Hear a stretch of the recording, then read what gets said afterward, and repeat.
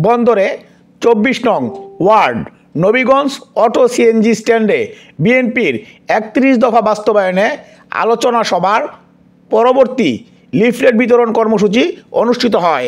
আমাদের বিশেষ প্রতিনিধি সাইফুল ইসলামের তথ্যচিত্রে দেখুন বিস্তারিত।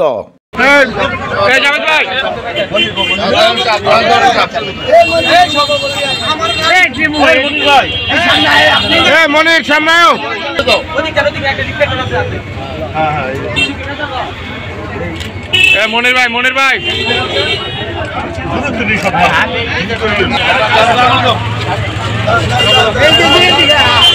আর ভিতরে না ভাই এদিকে আর ওইখানে না তো এখানে দেখান সবাই ভিতরে